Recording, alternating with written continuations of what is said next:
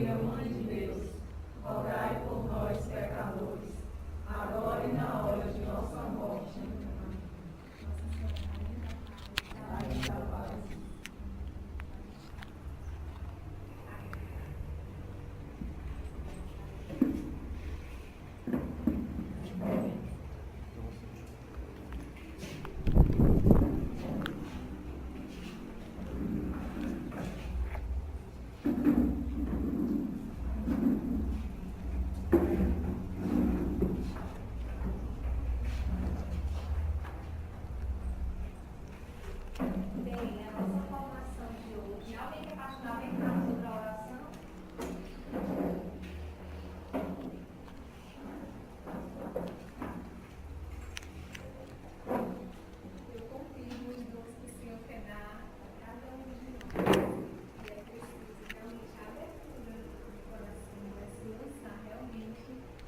Deixar que Deus faça, né? Deus nossa boca, né? Nosso coração.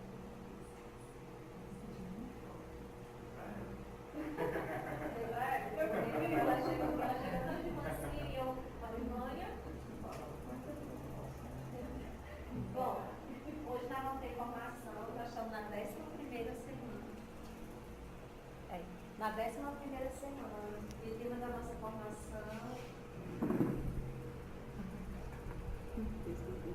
é intimidade com Deus através do irmão. Muito forte, né? Como é que eu posso ter intimidade também com Deus através do irmão? Então, para quem não conhece esse é o Osés, né? Para quem conhece é o mesmo, né? Pois é.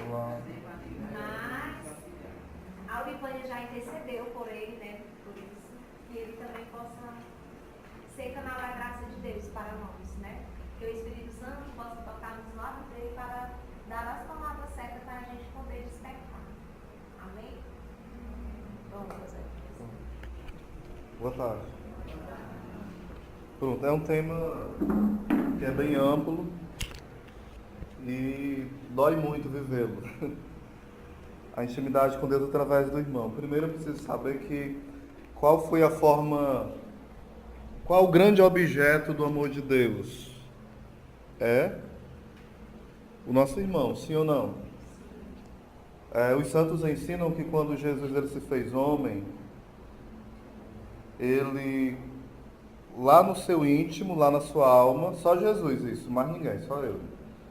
Ele na sua alma, por ele ser homem e ser Deus, ele já conseguia ver na sua alma a humanidade, cada pessoa. Por exemplo, na cruz, Jesus não estava morrendo por uma multidão de pessoas, do presente, do passado e do futuro.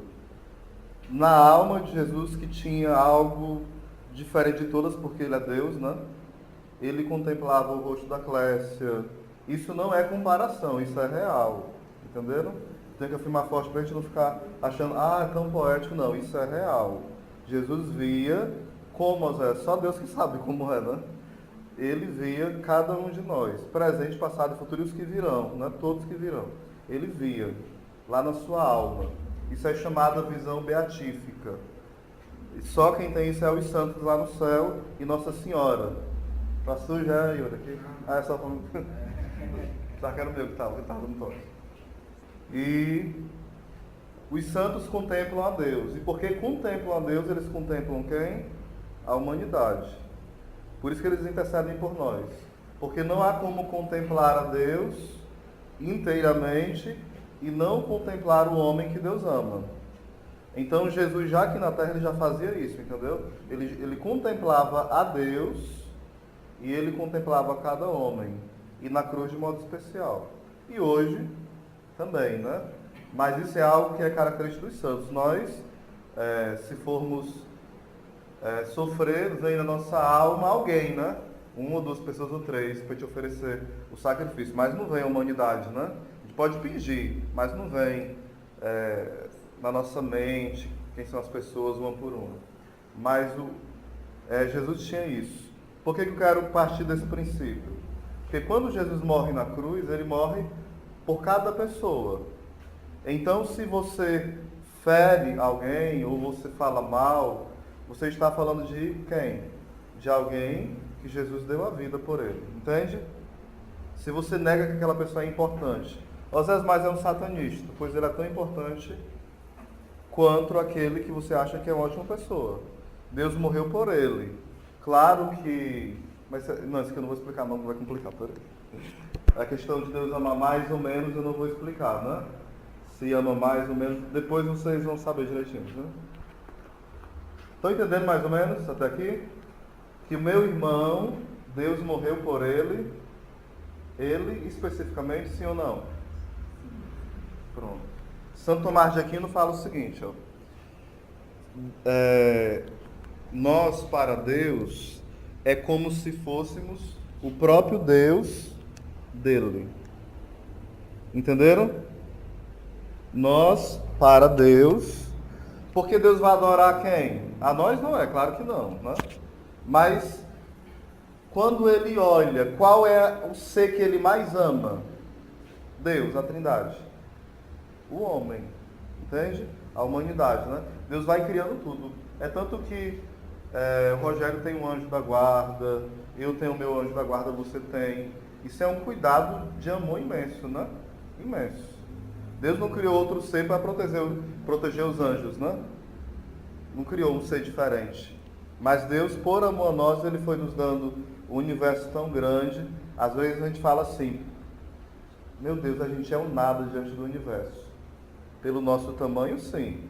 Pela nossa importância, o universo não é nada diante de nós. Entenderam? O universo inteiro, comparado a nós, não é nada. Em grau de importância. Santo Agostinho fala assim, a criação do homem, a conversão de um pecador é obra maior do que toda a criação. A conversão de um pecador. Então, uma vez um padre me falou o seguinte, Padre Anos da Canção Nova, ele foi lá para o retiro, ele falou assim na confissão para mim, Deus se alegra no céu faz festa com a conversão de um pecador. Ele falando para mim, né? Por que você não se propõe em todo dia ser responsável por uma festa no céu, ou seja, se converta todo dia, que todo dia vai ter uma festa no céu por causa de você. Então a gente deve pensar isso. O meu irmão, ele deve ser motivo da minha festa, da minha alegria, entende? O meu irmão deve ser esse motivo, assim como ele é motivo da alegria do coração de Deus. Ele é a razão de Deus se encarnar, a razão de Deus morrer na cruz, a razão de Deus ressuscitar, a razão dele enviar o seu Espírito em Pentecoste, a razão dele deixar a igreja para que anuncie a palavra. O meu irmão deve ser essa razão também. Porque se eu sou cristão, eu sou o quê? Um outro Cristo. E se eu tenho um pensamento diferente desse, eu não estou sendo cristão. Eu estou contrariando a Cristo, entende? Aí quando é que o irmão é um meio?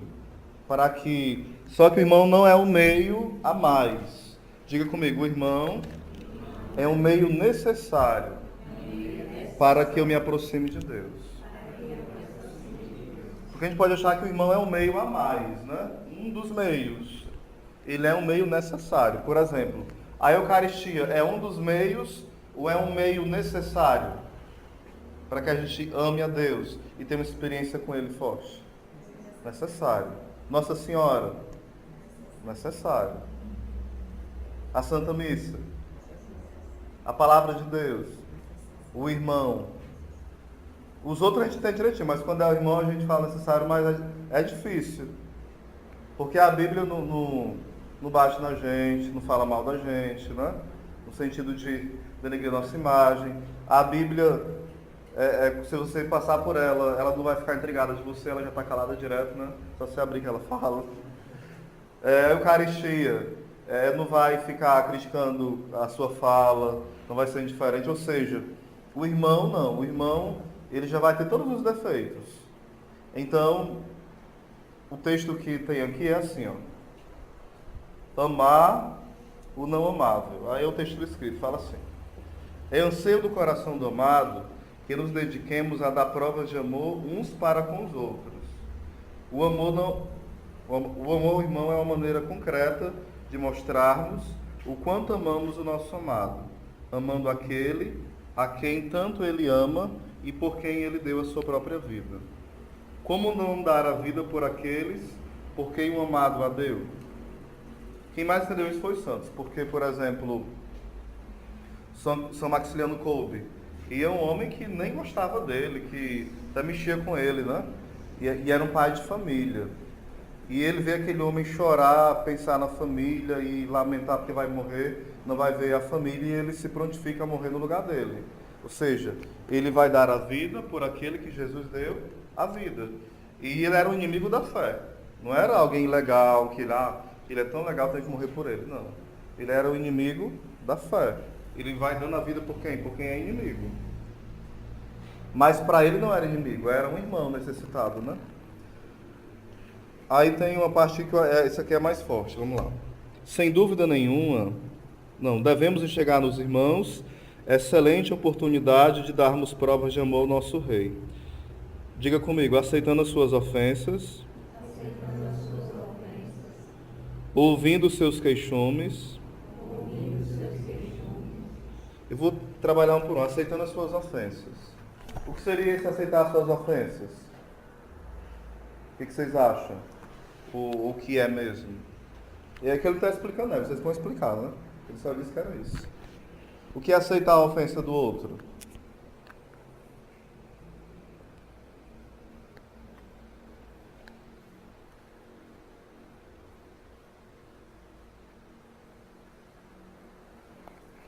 Cri. O irmão te xingar é uma ofensa? Você deve querer que ele te xingue? Não. Mas deve aceitar e não revidar xingando? Sim. O irmão te criticar é uma ofensa e falar mal de você? É uma ofensa se ele fala mal? É. Você deve querer que ele faça isso? Não. Você deve aceitar? Aí tem algo que vai ser relativo. Não é relativismo, é relativo por quê? Se mexer na sua moral, você tem que resolver. O que é mexer na sua moral? Se for algo que interfira, por exemplo, que essa é pastora do grupo de oração, e né? E alguém fala que ela estava ficando com o menino do grupo de oração. Ela vai aceitar isso tranquilamente? Não, ela tem que resolver essa história. Entenderam? Aí não é questão de não aceitar a ofensa. É não aceitar que um escândalo mentiroso aconteça. Entenderam? Quando for para que não escandalize, a gente deve ir atrás do negócio. Para que não manche, a nossa imagem vira um escândalo, levando a um pecado maior ainda. Entenderam? Porque vai prejudicar pessoas, porque como ela é referência, vai prejudicar. Já teve santos, por exemplo, Santo Afonso Maria de Ligório. Quando falaram coisas para ele, relacionado a ele, humilharam, ele disse assim, obrigado, Senhor, porque eu sou culpado de tudo isso. E ele não era. Só que não levava ninguém a pecar gravemente, entendeu? Levava ele a ser mais santo, né? Santo Antão, se eu não me engano, uma vez falaram para ele, você é um vagabundo, um prostituto, tarará, só para ele. E disse um monte de coisa com ele, tá certo, eu sou isso mesmo. Foi dizendo que era, né? Só que ele não era. Ele foi assumindo esses pecados, tá bom, tudo bem, eu sou. Falou, você é um herege. Ele, não, herege não. Herege eu não sou não, porque herege, ele falou, herege é alguém que é separado de Deus, que negou a fé.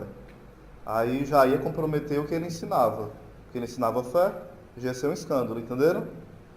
E as pessoas que ouviram falar que ele era um prostituto, um ladrão, sabiam que ele não era. Não ia comprometê-lo.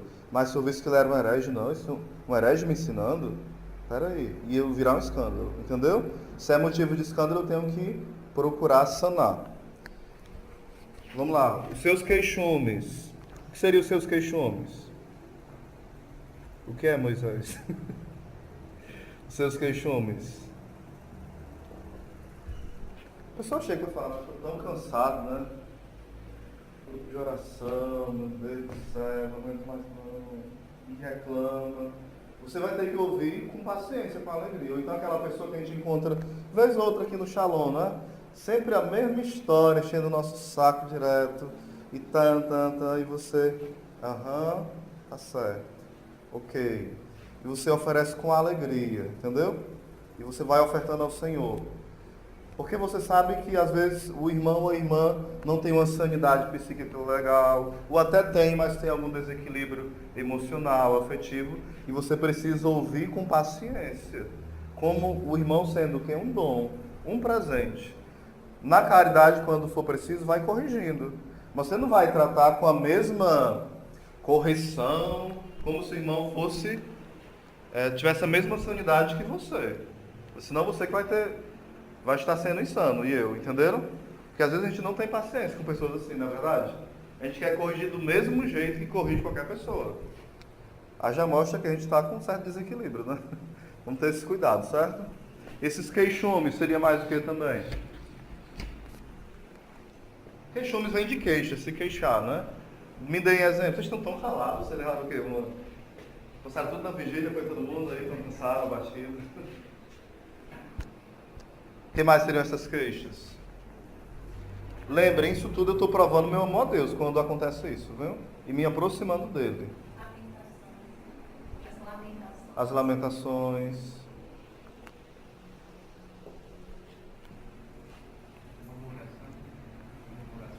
As murmurações, quando não se tratar do irmão, né? Muito, assim, em excesso, a ponto de denegrir, pode ser. E se for do irmão, você escuta, depois você ajuda, né? Não pode ajudar, é falar mal, né? É diferente, né? Tu entendeu, irmão? O que eu dizer, né? Amando os que não são amados. Eita, peraí. Os que não são amados. Geralmente os que não são amados não é só porque eles não são amáveis. É porque a gente geralmente é muito seletivo, né? Eu amo quem é inteligente, eu amo quem é cheiroso, eu amo quem tem títulos, sei lá, é simpático, é acolhedor. Aí tipo a pessoa é fedorenta mesmo. Tem, sei lá, ela esquece de passar Rexona, não tem dinheiro para comprar Rexona ou Dove, sei lá, qualquer um, né? E ela é fedorenta, tem problema de má alta em excesso e fala direto em cima de mim, entendeu? Ela tem aqueles cabelos que o cheiro é igual aqueles óleos bem enjoentos, você falta vomitar, né? É amável essa pessoa? É fácil amá-la? Tem pessoa que ama com facilidade, mas é uma graça de Deus. Ou então a pessoa só fala abobrinha direto sem parar, coisa que não tem nada a ver com nada. É fácil amar? Não. Claro que não é. Os doentes. Aqueles doentes só vivem se lamentando. Aí questão dos queixumes, né? Só vive se maldizendo na cama direto. Porque tem doente que faz isso pela doença e tem uns porque não tem santidade mesmo, né? Tem dois tipos de doente. O doente que reclama, porque de certa forma é ingênuo e a dor faz reclamar. E tem uns porque reclama de tudo mesmo, infelizmente. São mimados, né? Mimados porque não treinaram para a dor, entenderam? Não são pessoas virtuosas. E a gente tem que ouvir com paciência esses queixumes, né? Entendido? E ainda fala o seguinte: quem são os outros? Perdoando os que são difíceis de perdoar. Perdoar quem? Quem é difícil, perdoar. E é difícil perdoar quem? Perdoar as pessoas que cometem sempre os mesmos erros, ou não é? Pessoa, ei, Clécio, perdão, porque... Uma coisa aí, sei lá. Porque eu te pedi emprestado e não paguei. Aí, sim, pela quinta vez, perdão, Clécio, porque eu te pedi emprestado e não paguei. Ou perdão, Alan, porque eu falei mal do Paulo na tua frente, pela 7ª vez. É difícil perdoar ou não é? Porque é algo grave e é repetitivo. Só que isso é uma prova de amor a Cristo e ao irmão, entenderam? Perdoar, é difícil perdoar quem também? O esposo, né? É ou não é? Se ele magoa todo dia. Perdoar o marido alcoólatra é difícil ou não é? Todo dia, não vou beber mais não. Ele chega todo final de semana bêbado. Aí está com 5 anos que ele fala e pede perdão. 5 anos bebendo no final de semana. Quando não é mais, né? É difícil. Perdoar o marido que trai 8, 10 vezes. Ou 2, 3 seguidas. É algo grave. É difícil perdoar. E é impossível se não for pela graça de Deus. Impossível, né? Mas fala Moisés, né? Isso, sem dúvida, é o único caminho da paz. Qual é o caminho da paz? É esse. A gente acha que o caminho da paz é o estudo bíblico, né? É a forma de viver o caminho da paz. Entende? Porque às vezes a gente tem a noção, o que é o caminho da paz? Não, aquilo, muito estudo bíblico, cada fase, tarará, isso faz parte. O caminho da paz é a vida de santidade, né? Que os estudos bíblicos vão nos ajudar a viver. Porque eu vou encontrar não com um texto, eu vou encontrar com uma pessoa. Por isso que o pastor sempre insiste, fez o estudo bíblico e pergunta, porque você vai se encontrar com quem? Uma pessoa que você se relaciona. Não é, eu não soube respondeu, então tá certo que eu respondi? Isso é coisa inocente, né? Claro, né? Coisa que está começando e é criança e isso é bom. Mas será que tá certo? Respondi legal? Responda o que quiser, meu filho, ali. Não tem nada errado nem certo, não. Não é você e Deus. Aí a pessoa vai olhar a sua oração e invadir ela. Só se você quer. Deixar tudo bem. Seu acompanhador pode deixar. Mas é algo seu. Talvez foi a resposta mais burra que existe no universo. Mas para Deus foi a mais inteligente. Porque estava no seu coração. Entenderam? A ortografia estava errada, a resposta estava errada, mas você respondeu certo, porque Deus olhou em outra ótica. Não foi a ótica gramatical. Entenderam? Não foi a ótica, que resposta inteligente, passou no Enem. Não. Você falou com Deus, seu amigo, né?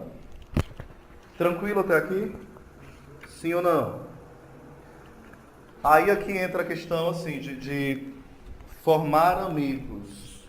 E esse formar amigos dentro do grupo de oração, sim, também. Mas às vezes eu percebo que a gente quer formar muito as pessoas para ter amigos dentro do grupo de oração. Isso é bom? É. Mas a gente tem que pedir a Deus a graça das pessoas estarem atentos aos amigos que Ele nos mostra. Pode ser fora do grupo, pode ser em outro grupo, pode ser na igreja, pode ser fora da igreja, né? Deus quer nos dar amigos. Às vezes nós temos uma visão ferida do que é amizade. A gente acha amigo só meu pai e minha mãe, ou então só Deus. Isso é uma visão pagã, não é uma visão cristã. Um homem que não tem amigos não é amigo de Deus. Não é. Entenderam? Porque é impossível que eu não tenha nenhum amigo. Como é que eu vou me fechar a amizade a tal ponto de eu dizer que eu só posso confiar em Deus? Não tem condições, entendeu? Jeremias 17, que é uma passagem usada pelos protestantes, eles falam assim, a palavra fala assim, maldito o homem que confia no outro homem e na força do seu braço. Esse texto ele está dizendo o seguinte, nós não podemos de forma absoluta colocar confiança em alguém, de forma absoluta, como se ela nunca fosse errar, entenderam? Ou então confiar na força de quem? Da nossa própria carne. É uma confiança excessiva em si mesmo. Não é nem tanto relacionada a outra, é em nós. Porque o livro Combate Espiritual fala o seguinte, qual o segredo da gente vencer o pecado, o demônio e a nós mesmos? Confiar em Deus e desconfiar de nós. Só que a gente desconfia de Deus, desconfia do irmão e confia em quem? Em nós demais, né? A gente confia demais nas nossas forças. Aí algumas coisas. O que nos faz falar mal do irmão? Vamos aqui o São Francisco de Sales, com o mesmo nome que vocês estão estudando, Filotéia. Certo? Ele vai dizer o seguinte. Às vezes é uma imperfeição que nós temos, não é nem porque a gente quer falar mal, para valer mesmo. A gente se vê e acaba falando mal do irmão. Sem nenhuma maldade, sem uma malícia, acaba falando. Entenderam? Sem querer derrubar ele, sem julgar, mas acaba falando. Isso é o que? Uma imperfeição. Já tem outro tipo de pessoa, que ele fala mal porque ele é orgulhoso. Aí ele quer falar mal por quê? Porque se eu falar que a Alba é burra, eu vou ser inteligente. Entendeu? Se eu falar que a Alba não vive a castidade, vão dizer, olha, então ele sabe que é castidade, ele vive a castidade, porque está falando de alguém que não vive. Então ele é uma referência de homem de Deus, de mulher de Deus, como ele é que fala isso, né? Ou seja, ele fala movido pelo quê? Pela malícia do orgulho. Entenderam? Para que derrubando os outros ele possa aparecer. E isso acontece muito, né? Às vezes a gente é muito tentado a isso. Fala assim São Francisco de Sales. A maledicência, que é falar mal do irmão, né? É uma espécie de assassínio e o maldizente torna-se réu de um tríplice homicídio espiritual. Ou seja, ele mata 3 pessoas. Quem fala mal? Ele mata a si mesmo, ele mata a pessoa com quem ele está falando mal. Estou falando aqui eu e o Rogério. Então eu matei a minha alma, matei a dele, estou matando de alguma forma a moral de outro irmão. Eu matei 3 pessoas. Homicídio tríplice, né? Qualificado aí. Ou seja, é algo muito grave, entenderam? Porque à medida que eu falo mal do irmão, se eu falar assim, ô Rogério, o Yuri, macho, ele é um cara tão mentiroso. Aí toda vez que o Rogério olhar, ele sabe 80 virtudes do Yuri e um defeito, mas ele vê ele pregando, ele é mentiroso. Entenderam? A nossa memória ela é doentia. A gente só lembra daquilo que é mal.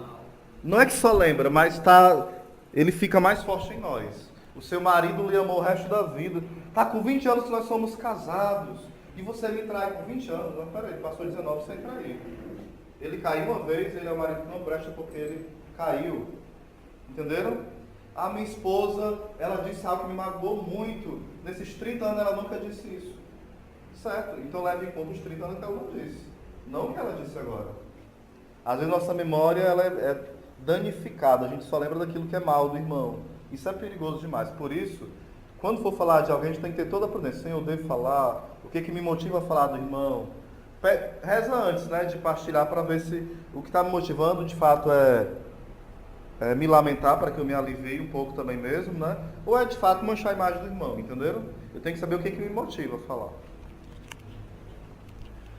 Partilhem aí, por favor.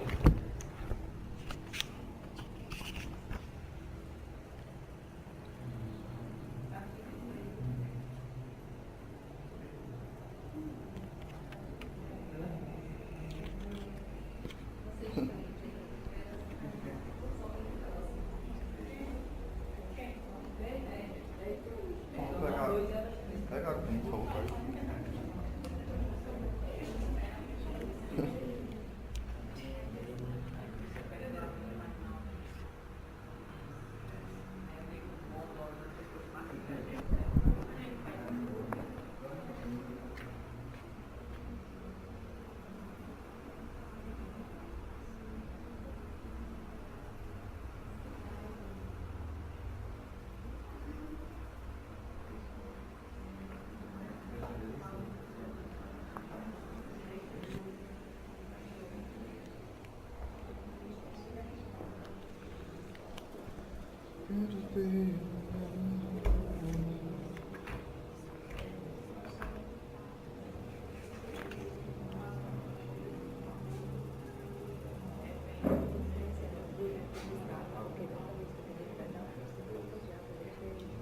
Foi, né?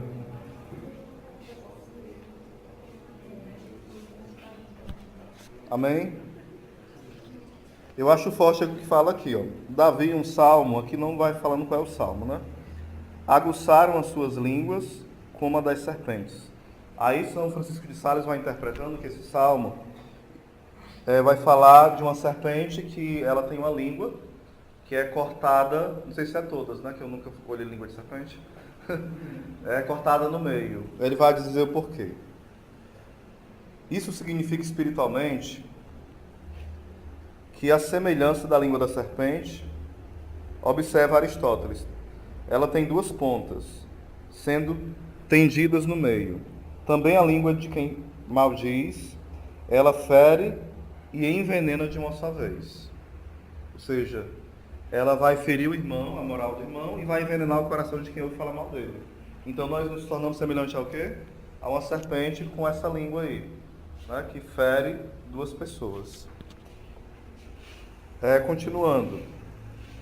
A maledicência, afinal, às vezes vem disfarçada de falar bem. Por exemplo, às vezes não quero falar mal direto, né? Falo, ei, Clécio, assim, o Yuri, ele posta tão legal, assim, né? No blog dele e tal. Aí começa a elogiar, entendeu? Só que eu acho que algumas coisas é um pouco exagerado, né? E assim, a vida dele não é nem tão santa para ele estar falando essas coisas. Mas você começa sutil, você começa a elogiar, você bota bem alto, você pá, joga a pessoa lá no chão, entendeu? Você faz igual o demônio quis fazer com Jesus. Levou ele para o pináculo do templo, aí falou assim, pula agora, né? Só que a gente não manda pular, a gente empurra logo, entendeu? A gente faz o contrário, né? Faz pior do que o cão mesmo, né? Ele pediu para pular, nós empurramos, né? Vamos lá, outra coisa que Davi fala, né? Eles têm o veneno das víboras em seus lábios, é um outro salmo que ele cita. Aí fala assim, nunca digas, fulano é um bêbado. Eu achei isso bem interessante, até serviu para minha carapuça, né? Mas depois eu analisei, ainda o que eu fiz não foi errado, não. Eu vou dizer o que foi depois, né? É porque assim, vou dizer logo, eu postei algo em um grupo, que não é de política, né? Nessa efervescência de política, eu falei assim, ó, esse grupo é um grupo de bandidos. Aí me refutaram, meu irmão, deixa de ser sem caridade, né? Porque isso é muito feio, esse ódio no coração. Só que eu não falei com ódio nenhum, me referindo a esse grupo de partido que era um partido de bandidos. E eu sabia de quem eu estava falando.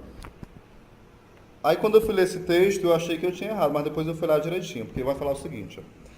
Fulano é um bêbado, embora tenha o visto embriagado só uma vez. Eu posso dizer que a Clécia é uma bêbada se eu a vi uma vez bêbada? Não. Ela bebeu, se embriagou. Aí vai continuar. Nem o chame adúltero por tê-lo visto neste pecado. Ou seja, uma vez, né? Nem digas que é incestuoso, ou seja, tem relação com a própria mãe porque ele caiu. Aí ele vai falar assim, Noé também bebeu e a Bíblia não chama de bêbado. Aí Abraão mentiu e ele não é chamado, de mentiroso. São Pedro ele cortou a orelha e saiu sangue da orelha da pessoa, e nem por isso a Bíblia o chama de sanguinário. Ou seja, ele fez um ato. Aí ele vai falar o seguinte, as pessoas, para tomar esse nome, um certo nome, ela tem que ter um vício ou uma virtude. Explico. Se o Yuri é uma pessoa que vive um namoro casto, a vida toda eu posso dizer, o Yuri é muito casto. Mas se eu vejo o Yuri namorando de forma safada direto, eu vou dizer que ele é uma pessoa que vive o quê? A impureza. Porque ele está sendo conhecido pelo seu pecado. Entenderam? Não é que seja o certo chamar, mas ele é, infelizmente, conhecido por aquilo que ele faz. Se uma pessoa vive roubando direto, ele é o quê? Se ele roubou uma vez, ele é um ladrão, ele cometeu um roubo. Mas ele não por definição, ladrão. Ele caiu. É tanto que a justiça leva isso em conta, né? Se ele é uma pessoa que responde processo antes, ou ele é reincidente, ou é a primeira vez. Até a justiça humana leva em conta. Né? Então a gente deve ter esse cuidado. Eu vou rotular uma pessoa pelo pecado dela. Não. Antes de tudo, ela é o quê? Filha de Deus, amada. Entende? A prostituta, por que ela é chamada de prostituta? Porque ela assumiu na sua vida aquele ato de prostituição. Mas se você vê alguém cair uma vez nesse pecado, ela é uma prostituta? Não, ela se prostituiu. Entenderam? Se estiverem discordando, fala do São Filho de Sales, que não tem nada a ver com isso aqui não, viu? Foi ele que falou isso aí, né? Vocês concordam com ele ou não? Sim? Ou vocês podem discordar dele, que ele não vai dizer nada aqui agora. Vocês concordam com essa afirmação dele? Ok.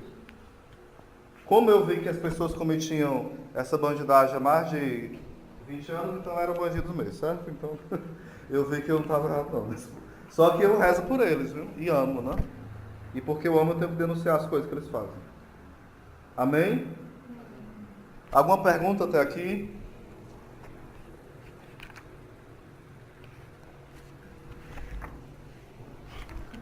Façam perguntas sobre o amor ao próximo. Eu falei uma forma de amar, né? Que é uma muito difícil. Não falar mal. Porque geralmente as nossas conversas é para falar de alguém. Parece que a gente não consegue. Ou falar de nós, a gente deve falar de nós, né? Mas geralmente a gente fala de nós envolvendo terceiros. É ou não é? Geralmente é. Olha, não sei o que, a minha irmã isso. Olha, não sei o que, a minha tia isso. Olha, não sei o que, o meu amigo isso.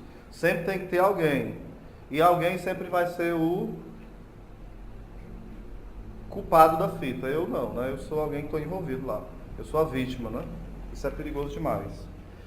São Paulo, quando ele fala lá em Coríntios, 1 Coríntios, tem o 12, o 13, o 14 e o 15. Lá vai falar sobre o corpo de Cristo, né? Aí ele vai fazer o seguinte: cada membro tem uma função. Aí ele vai falar que os membros, né, do nosso corpo, braço, perna, cabeça, coração, braço. Aí ele vai falar que os membros que são mais, como é o termo que ele usa? Mais vergonhosos. Eles precisam ser o quê? Guardados e protegidos pelos outros membros. Ele vai falar, né? Quando ele fala membros vergonhosos, ele vai remetendo de forma biológica o quê? A genitália, né? A gente não cobre bem as nossas partes íntimas. Tem que fazê-lo, né? Por isso é um pecado não fazê-lo. Então a gente vai cuidando. Porque são partes que fazem vergonha, está mostrando. Aí ele vai usar essa analogia. Também os nossos irmãos que cometem pecados vergonhosos, a gente não deve escandalizá-los. A gente deve cobrir esses irmãos com a caridade. Corrigir, sim ou não? Sim. Mas você vai corrigir, mas você vai cobrir com o pano da caridade. Não é dizer assim, a Alba traiu o namorado dela, aí é o grupo todinho. Você corrige ela e fala com todo mundo. Você cobriu com o pano da caridade? Não. Você tem que corrigi-la, se preciso for com... Depende do jeito que ela acolher. Se ela acolher de forma meiga, você dá uma flor para ela. Se for de forma pancada, dê uma chicotada. Porque tem pessoas que só aprendem da chicotada, é ou não é? A gente que acompanha sabe disso. Tem pessoas que não entendem na linguagem caridosa. Ela só sabe na pancada. Mas ela vai se converter na pancada, porque ela gosta daquele jeito. Por exemplo, meus formadores, quanto mais pancada eles me derem, dói mais eu gosto. Eu não gosto de formador que fica em aquela coisinha, né? Mas formador que arranca da gente o melhor que nós temos. Então nós precisamos também fazer isso, cobrir o irmão com um pano da caridade. As partes mais vergonhosas, né? Chegou um irmão atrasado, aí você vai dizer, chegou. Ou então começa a botar a mão. Olha, começa a falar, ó turista. Ou seja, falta de caridade. Você está descobrindo o defeito do irmão. Todo mundo está vendo, você precisa anunciar. O atrasado, o turista. Ou então a pessoa não sabe bater palma no grupo, né? Tem gente que não sabe bater palma, né? Vai todo mundo junto bater palma. Aí tem aquele que foge, aí você... Falando não sabe bater palma. Não comenta que ele não sabe bater palma. Porque todo mundo está vendo que ele não sabe. Vocês estão me entendendo? Sim, né? Beleza. Fulano passa o batom errado. Fala só para ela. Todo mundo já está vendo que ela não sabe passar. Ajude ela a passar o batom. São coisas simples. Sim ou não? Muito simples. Fulano vai rezar na capela e mostra que não deve, quando está rezando. Põe aviso para o irmão para ele não vir com a calça curta e a blusa curta. Ou então doe uma roupa que ele pode não ter, só tem as roupas quando ele era perdido ou perdida. E não tem nenhuma roupa decente. Ser pobre, desempregado, a gente tem nem vergonha, vem com a roupa dessa, o grupo de oração, mara que caia. Mas talvez ela se converteu, no Jesus está vivo, está com 5 meses que ela não comprou outra roupa. Ela só tem o mara que caia, o que não caia, o que segura. Então tem que fazer o quê? Ajudar o irmão, cobrir com a caridade. Entenderam? A caridade verdadeira. Muitas vezes quando você vai querer corrigir, acaba magoando, né? Então, nem aparece mais. É porque assim, gente, ó, esse aí é um ponto que eu queria tocar, né? Tem mais quantos minutos? 5? Olha aí, por favor. Esse é o medo que a gente vai ter, mas a correção é uma obra de caridade, é uma obra de misericórdia espiritual. Por exemplo, a minha intenção é magoar o irmão? Não. Então, pronto. A minha intenção é magoar o irmão? Não. Se não é a minha intenção, eu vou pedir, Senhor, me dá sabedoria, eu vou corrigi-lo. Corre o risco dele se magoar? Corre. Corre. Porque tem pessoas que com um abraço se ferem. Olha, fulano abraça a gente com um jeito tão... Está interessado na gente. Às vezes a pessoa abraçou com o amor que ela tem diferente dos outros. Ela sabe amar de forma diferente, né? Às vezes ela beija na testa, ela faz coisas que ninguém faz. Ela acolhe de uma forma nova, né? Ela tem algo que ninguém... Aí a pessoa se fere até com um abraço. Então, qualquer pessoa corre o risco de, quando for corrigir, a pessoa não querer mais pisar aqui, não ir mais para a igreja, não querer falar conosco. Mas você sabe o que te motivou a corrigi-la. Entenderam? Se foi com a boa intenção, você vai ter que arcar, infelizmente, com a imaturidade das pessoas. O pior é ela ficar no erro e você com medo de corrigi-la, entendeu? Porque às vezes a gente vai ser omisso. E é um pecado muito grave a omissão, né? Esse pecado leva até para o inferno, a omissão. Porque lá em Mateus 25, quando fala deu de beber a quem tem sede, comer a quem tem fome, aí vai falar dos que não deram. Ou seja, eles foram omissos. E eles foram para o inferno por quê? Porque eles foram omissos. Não é porque eles fizeram o mal. Porque não fazer o bem já é fazer o mal. Entenderam? A omissão já é fazer o mal. Ficar de braço... Como é que eu faço para ir para o inferno? Não faça nada. Você vai. Fique acomodado na sua casa, não fale mal de ninguém, não faça nada. Nem de bom nem de mal. Pronto, o seu lugar no inferno está garantido. Vocês entenderam? Santo é gente corajosa, não é preguiçosa. Ah, porque para ser santo dói na carne, entendeu? Ah, eu não falo mal de ninguém, fico só em casa, ouvindo os programas de rádio e pronto. Uma pessoa que vive de seja, ela já morreu. Ela precisa ressuscitar. Então a gente precisa entender que, à medida que eu amo o outro, eu preciso fazer coisas que vão me custar. Custar talvez minha autoimagem, porque às vezes, Alba, o que nos custa corrigir não é nem que o irmão vai se magoar. É como vai ficar a minha imagem com o André. Entendeu? Corrigir o André. O André já é tão assim comigo. O que ele vai pensar? Tarará. Por exemplo, eu sempre conto, o Anderson, aqui que trabalha na Escolândia, uma vez ele me falou assim, Oséias, eu não sinto que você é um pastor para mim. Você é tão distante. No tempo do Teotocos, nesse tempo eu acho que foi um dos grupos melhores que eu coordenei, no sentido de pessoas maduras e tal. Tinha muita gente, foi muito bom. E o Anderson chegou e falou na minha cara que não me sentia como pastor dele. Eu pedi perdão. E a gente ficou muito amigo depois que ele falou a verdade. Ele correria o risco de eu nem querer mais olhar para ele? Vá para outro grupo? Correria. Porque eu não tenho a obrigação de ser maduro. Eu tenho que ser. Mas ele ia saber disso? Eu teria maturidade para isso? Não.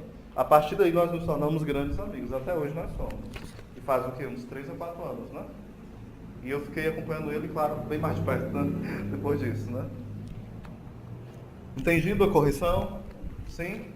Como é que a gente pode demonstrar mais amor próximo? Rezando por ele. Vocês rezam uns pelos outros, aqui? Ou você vem só pedir oração para você? Isso não é amor, isso é egoísmo. Eu peço oração só para mim, direto. Como se só eu sofresse, né? Tem gente que tem o dedo doendo, mas ele acha que a dor do dedo dele é muito mais grave do que o câncer da mãe do meu irmão. Porque é a minha dor. Uma vez uma pessoa falou isso para mim, eu nunca mais esqueci. Era alguém de um grupo de oração lá do interior. Ele falou assim, ó, Oséias, entenda uma coisa. Que tava, né? A gente era muito amigo mesmo. Aí falou assim, quando eu estou sentindo uma dor no dedo, é a minha dor. Então ela é tão dor quanto quem está com câncer. Eu entendi o que ele quis dizer, mas se a gente levar isso ao pé da letra, vira egoísmo, entendeu? Ou seja, é a minha dor. O outro que se dane. É a minha dor. Se a gente vive assim, a gente não vive como irmão. A gente não pode ser íntimo de Deus. Porque o que importa é a dor do outro. Porque à medida que eu amo o outro, gente, o meu coração ele se alarga para Deus. Com os santos foram assim, com todos os santos. Por que que eles atraíam as pessoas? Porque eles iam em busca das pessoas. Entenderam? Eles alargavam. Tipo, quanto mais eles amavam, mais eles tinham espaço para receber amor. Eles tinham espaço. Porque às vezes também a gente corre esse risco, né? A gente só quer receber. Outros só querem dar. Eu tenho muito esse pecado. Às vezes eu só quero cuidar, daqui eu estou morrendo, acabado, nem consigo amar mais porque eu quero só cuidar do povo, né? A Clécia sempre me corrige, né, Clécia? Para mim ter esse cuidado, né? E isso é um problema também. Pode ser para o nosso psicológico. Alguém que só cuida, e ela não se deixa cuidar. Se deixar cuidar pelo outro, também é uma prova de amor a Deus e ao irmão. Quando você deixa que o outro cuide de você, entendeu? Porque às vezes a gente não deixa porque a gente é orgulhoso, é ou não é? Ser cuidado exige ser pequeno, ser humilde, ser fraco, ser miserável. Mas quando você cuida, você fica numa postura mais de aquele ali não tem problema, aquele ali sempre é forte, aquele ali é um homem de fé. Mas quando você está ali frágil, acabado, e pede ajuda, por favor, reza por mim, né? E pede mesmo comunidade. Reza colocando minha cabeça agora, eu estou precisando mesmo. E se coloca em postura de quem precisa, a sua vida é mudada. E de fato você se aproxima de Deus. Nós temos talvez mais uns 7 minutos, vai ficar para perguntas. Espero que vocês façam, viu? Um texto sobre o julgamento, quem quiser decorar, é Mateus 7,1, mais conhecido, né? Não julgueis e não sereis julgados. Não condeneis e não sereis. Entendam aqui, eu posso julgar situações. Posso julgar. Eu não posso julgar pessoas e dar um parecer. Ó, aquele... É até o que São Francisco de Sales fala. Ele fala assim, pergunta enquanto eu procuro aqui, tá bom? Eu achei bem interessante o que ele explica aqui.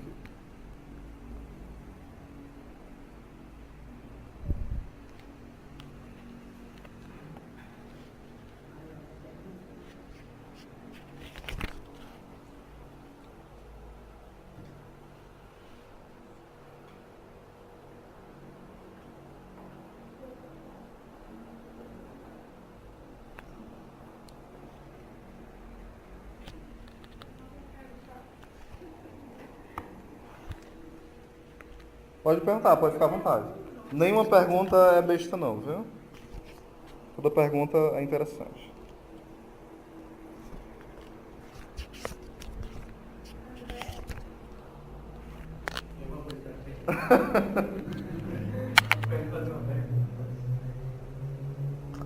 Nenhuma pergunta? Eu sempre digo, não estou chamando vocês de burro não, viu? Mas nos perguntar nos faz mais inteligentes. Geralmente, quando a gente pergunta, a gente presume que entendeu tudo, inconscientemente, viu? E que já sabe sobre aquele assunto, já esgotou tudo, né? Por exemplo, eu como pregador, o que é que eu faço? Quando eu vou para os encontros, que eu vejo que o cara dá para responder. Quando é um zeré, eu não vai perguntar nada não, né?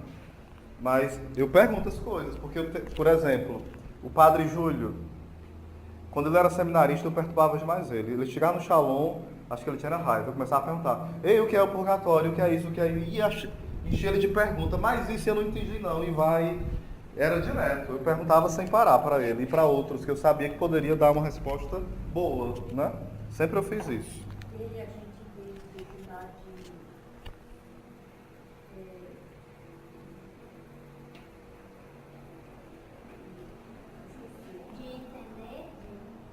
entender as coisas.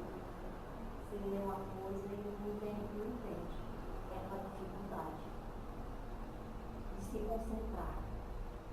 Eu tenho essa dificuldade de se concentrar. E eu fico assim, porque eu tenho isso.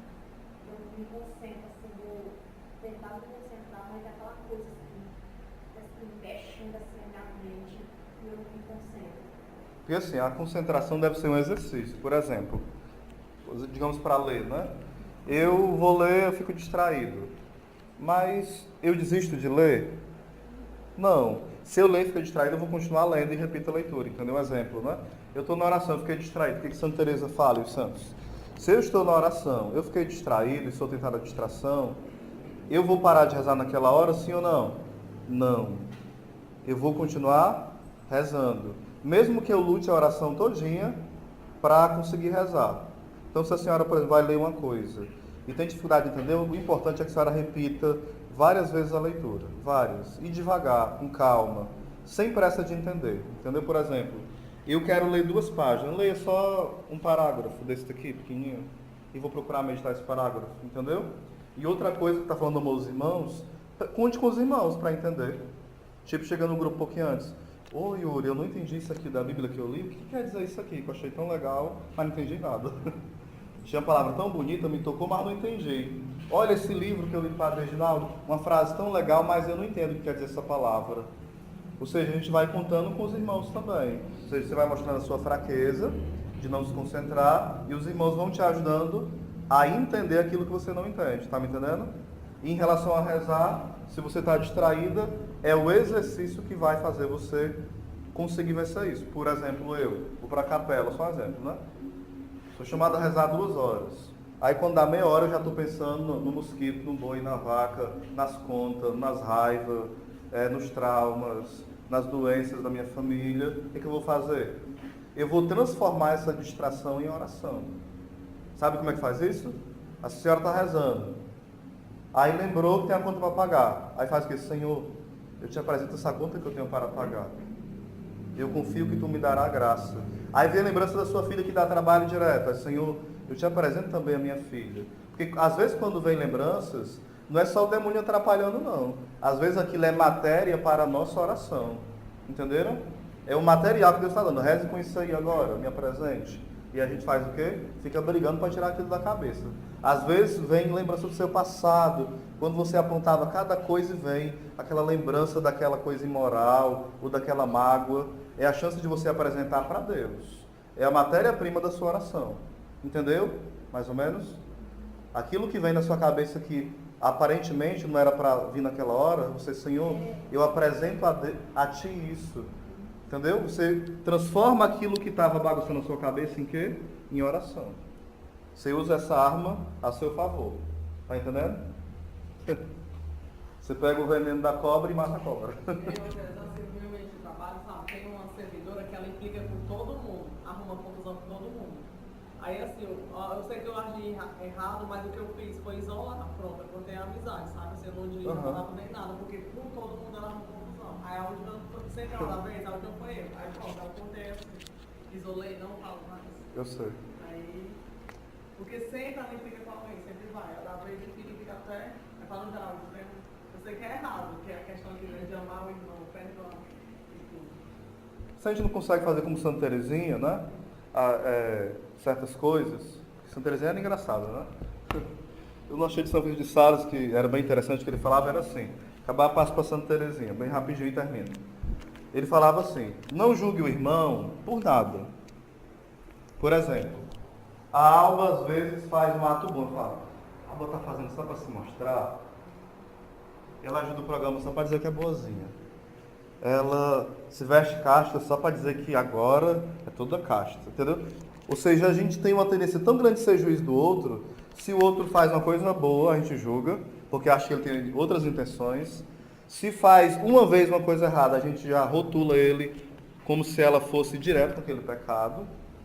E se ela faz inúmeras vezes, a gente já é totalmente sem misericórdia e diz que tem que ir para o inferno e acabou a história. Entendeu? É caso perdido. Tem mais jeito não, porque ela era do Shalom, ela sabe o que é, ela não é mais criança, não sei o que, começa a lista medonha, o Yuri já sabe o que deve fazer, não veio para o grupo porque não quis, não vou chamar não, que ele vai repregar, não chamo não, porque ele é maduro. Se fosse outro eu chamava. Ou seja, a gente vai rotulando e matando as pessoas. Por exemplo, às vezes você pode pegar, Deus o livre, alguém que tem 30 anos de comunidade, mas pode ter tido uma fraqueza. Ela precisa de alguém que tem 1 ano, talvez, para arrastá-la lá da lama, né? Então, esse cuidado para não ser juiz. Eu posso julgar as situações com auxílio do Espírito. São Paulo fala assim, né? Nós podemos julgar sem cair no pecado. Como é isso? É julgar no Espírito. Tipo, eu posso julgar uma situação política, eu posso julgar a situação de um irmão sem condenar ele já. Ou sem salvar ele também, né? Não, ela é santa demais. Também esse ponto não, porque às vezes a gente canoniza as pessoas, né? O Yuri é santo e começa, não diga isso pro irmão não, entendeu? Diga que ele é legal, que ele é simpático, que ele é inteligente, mas que ele é santo, me fala que a gente não diga não, senão a pessoa acredita. Né? Ela acredita que é e não vai lutar para ser, né? Diga, irmão, te desejo a santidade que é melhor. Voltando para Santa Teresinha, só para terminar, ela falou assim, né, uma vez, várias, né? As pessoas que ela menos gostava, ela fazia o quê? Ela dava demonstrações de amor. Eu lia muito a história de uma alma nesse tempo, então eu fui na Viconha, vou falar, não para me mostrar, mas como um exemplo, não eu sendo um exemplo, mas um dos exemplos, né? E tinha um irmão que enchia o meu saco. Ele falava mal de mim, ele me cortava lá para o supervisor, para o encarregado. Aí eu, lembrando de Santa Teresinha, eu falei, não, eu vou domar esse miserável, né? Aí comecei a levar recheado para ele, né? Ele via e tal, levar para o local de trabalho. Aí ele tinha uma cruz, parecido com tal, aqueles, né? Que a gente vende e tal. Aí ele pediu, eu dei para ele e a gente foi ficando próximo. Ele se tornou meu amigo? Não. Mas ele parou de falar mal de mim. Ou seja, eu ajudei ele sim, porque ele estava cometendo um pecado. Que era sempre estar puxando meu tapete, entenderam? Aí qual foi o método de Deus? Amar o irmão. E sentindo amado, ele não vai se sentir ameaçado. Entenderam? Então, Santa Teresinha, o que aconteceu com ela uma vez? Várias vezes, né? Tinha uma irmã que era um saco. Então, todo mundo não queria trabalhar com essa irmã, já era idosa, a bichinha. Ela queria tudo do jeito dela, tudo do jeito dela. Não, essa cadeira não é para ficar igual com a vela. É um pouquinho mais à frente aqui, ó, do lado. Não, mas não é assim, é assim. Não, mas a vela, ó, não é do lado, tem que ser no meio, assim, o fogo, entendeu? Ela queria ser tudo detalhado, essa irmã. Ó, não costura de cima para baixo, não. Não faz assim com a mão, não. É assim, ó. Ela era toda detalhista, entendeu? E ninguém queria ir com ela. Aí Santa Teresinha falou, tem como me colocar para trabalhar com aquela irmã? Aí quando Santa Teresinha morreu, ela falou assim, Teresinha era tão feliz, eu fazia ela sorrir demais. Ela vivia alegre, porque toda vez que ela enchia o saco de Teresinha e ela queria murmurar, ela ria para a irmã, entendeu? Ou seja, ela ria direto, porque a irmã enchia o saco direto dela, né? Então ela vivia rindo, tipo, ela decidiu que toda vez que fosse puxado, chamar a atenção dela, ela ia fazer o que? Ia rir, ia fazer com amor. Então a irmã falou, de fato, eu fiz Teresinha feliz demais. Então, ela algumas vezes, não sei se era com essa irmã ou com outra, né? A irmã batia era muito o texto aqui, né? Na madeira. Aí Santa Teresinha começou a pensar que era como se fosse o sino, né? E ela queria ouvir o sino batendo, né? Ela ia tentando usar outros mecanismos. A irmã ia lavar roupa, aí pá! Na cara dela a água. Porque naquele tempo lavava, até hoje tem uns que lavam batendo, né? Na pedra. Bah! Bah! E a água ia para onde? Na cara de Santa Teresinha. Os pingos dentro dos olhos, né? Aí ela, Senhor, isso é a água benta que vem, né? Me lavar e tal. Ou seja, ela transformava isso. E são coisas, parece que até frescura, não é? Mas por isso ela é santa da igreja e doutora das pequenas coisas. Então, algumas pessoas você não vai conseguir fazer o que ela fez, né? Mas você vai conseguir pelo menos dizer o oi. Um oi feliz, entendeu? Tentar, né? Porque eu acho que não falar seria um contratestemunho se continuar a não falar. Mas manter a amizade nem sempre é bom manter, porque há pessoas que é necessário, eu não estou meio de estar errado não, é necessário a gente estar distante, porque a gente vai fazer bem para aquela pessoa e para nós. Porque ela não tem maturidade de a gente estar próximo dela. Ou a gente não tem maturidade de estar próximo daquela pessoa. Então é uma forma de amar Jesus. Se manter distante daquela pessoa e a amando, rezando por ela e falando o básico com ela. Entenderam? Não vamos querer fazer coisa mágica, romântica, não. Nem sempre dá certo, né? Nem sempre dá. Amém. Era isso aí. Vamos amar, né?